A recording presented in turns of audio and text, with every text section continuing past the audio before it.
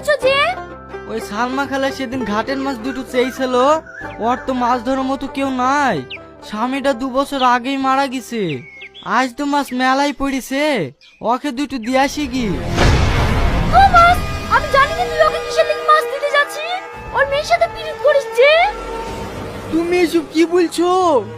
হ্যাঁ আমি ঠিকই বলছি। একটা মাছ ওই বাড়িতে যাবে না। পিরিত জেগেছে, পিরিত মাছ দেবে।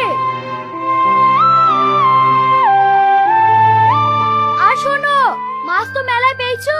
আমার মামাতো ভাই গঙ্গার মাছ খেতে খুব ভালোবাসে। ওকে ফোন করে ডাকছি, তুমি বাজার থেকে দই মিষ্টি লেসো গা। কেন? তোমার মামা তো ভাই সেদিন এসে মাছ খেয়ে গেল যে। ওরে মিনছি, আমার মায়ের বাড়ির লোক আসে বলে তুই আমাকে খুঁটা দিচ্ছিস। তোর বাড়িতেই থাকবো না। না না, আমি এমনি বলনু। রাগ করো না, তুমি ডাকো, আমি দই মিষ্টি নিয়ে আসছি।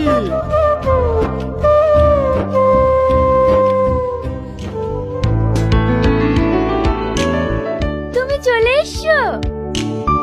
আচ্ছা, তুমি আমাকে চিনতে পারো কিভাবে বলো তো? তুমিই তো আমার জান। তোমার ছোঁয়া আমি চিনতে পারবো না? তোমার স্বামী কোথায় গেছে? তুমি আসবা বলি বাজার থেকে দই মিষ্টি লাসি ওকে মাঠে পাঠিয়ে দিয়েছি।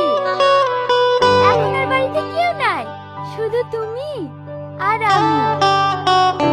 ও তাই? তোমাকে না আজ খুব সুন্দর লাগছে। দুষ্টুমি করো না, একটু থামো। এত রোদে এসো, তোমার জন্য এক গ্লাস শরবত করলে আসি।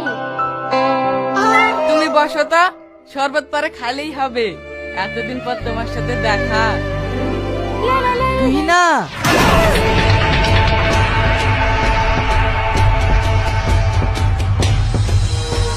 কি ব্যাপার তুমি?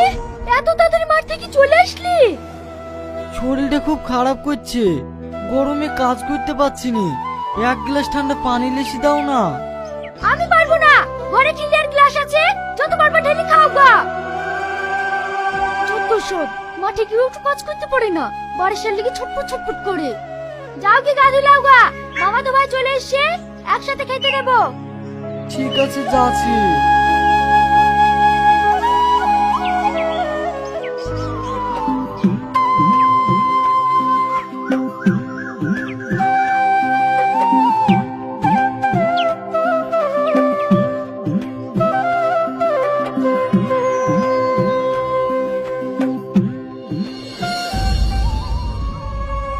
আমাকে 1 পিস জিওল মাছ দাও।